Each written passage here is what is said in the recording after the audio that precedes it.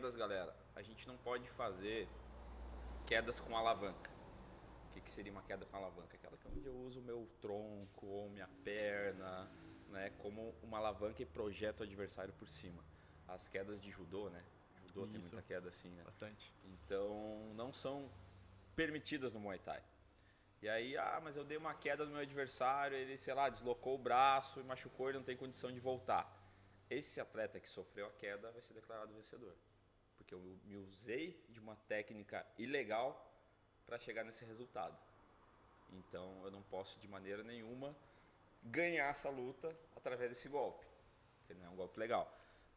As quedas, galera, elas são bem relativas. Porque o pessoal diz, o que vale mais? Contundência. Contundência vai ser o critério top de avaliação numa luta. Então, um exemplo. Recebi um chute na costela, mas segurei a perna. Perfeito. Tá? Segurei a perna.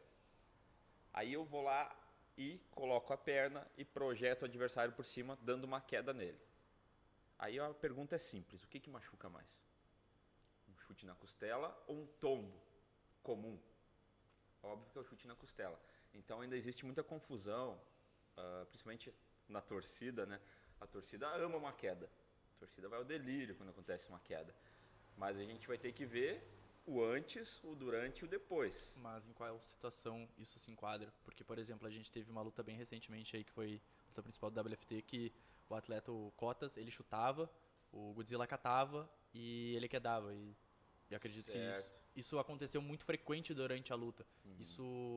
Esse desequilíbrio do Cotas contava mais como pontuação do que o chute ou não?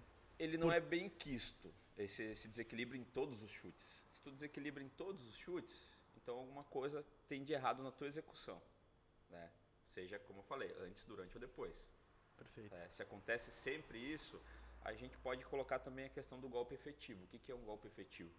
É aquele golpe onde eu estou andando para frente e eu recebo o golpe e ele tem uma ação de me parar, de me frear. E eu não consigo devolver imediatamente o golpe. E esse é um golpe efetivo, certo?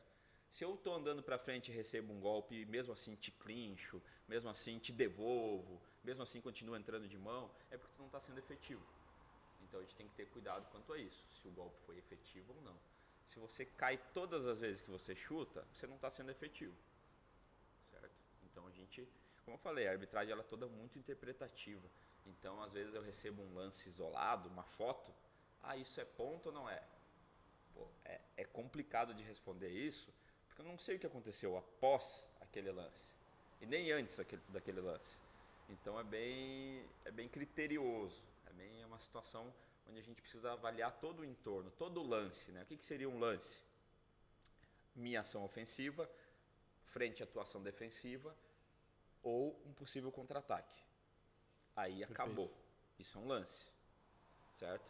Por isso que a gente volta lá na postura de luta, quando estão os dois atletas se batendo de forma aleatória, de qualquer jeito, trocando pancadas, pô, a gente nem avalia um negócio desse. Tá? Isso é briga, não é Muay Thai. E para eu conseguir avaliar claramente uma luta, eu preciso que os dois atletas desenvolvam o Muay Thai.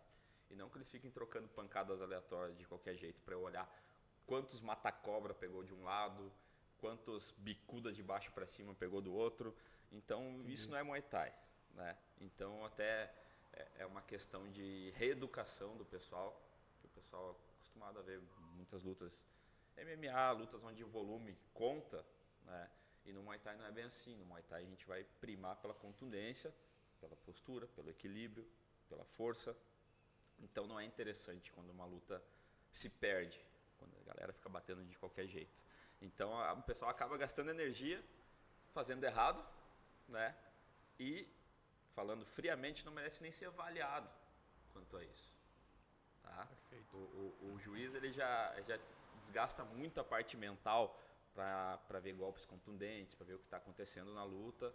E é humanamente impossível tu ficar olhando uma briga daquele jeito e pontuar.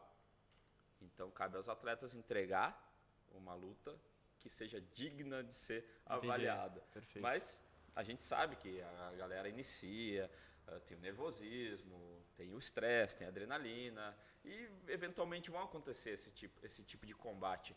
Diminuiu muito nos últimos anos, a gente tem visto uma evolução, tá? Mas o objetivo, eu acho que eu falei isso até lá no resenha, o objetivo que a gente tem, trabalhando com o Muay Thai, é que o teu tiozinho lá de casa que nunca consumiu luta, que ele pare, sente, olhe pra TV e diga assim, pô, isso aí é Muay Thai. A gente está bem longe disso. Com certeza. Muito longe. Nós mesmos precisamos olhar uns minutinhos para saber se é Muay Thai ou não é Muay Thai. O esporte ainda não tem uma identidade fixada. Isso é ruim. Claro, agora a gente tem TV e tal, então vai acontecer isso. Conforme o tempo for passando e a gente for colocando esse tipo de mentalidade para os praticantes, né? Hoje, se o teu tiozinho lá sentar e olhar, pô, 2 caras de luva dentro de um ringue, primeiro vai dizer que é boxe, né? Que é a primeira coisa que vai vir na mente. Vai dizer, pô, mas os caras estão de pé no chão, esse boxe é diferente, né? E aí ele vai filtrando. Não, então isso é UFC, porque não é MMA, eles falam UFC. Então isso é UFC. Pô, mas quando o cara cai não tem luta. Pô. Aí, muito raramente ele vai achar que é kickboxing, né? Por já ter ouvido falar, não que ele tenha conhecimento, né? Karatê ele vai excluir, apesar dele assistir Cobra Kai, porque eles não estão com a roupa característica, né? Mas ele vai ficar transitando naquilo ali. Ele não vai chegar no Muay Thai, porque nós não temos uma identidade fixada do nosso esporte. E isso é culpa nossa. Perfeito.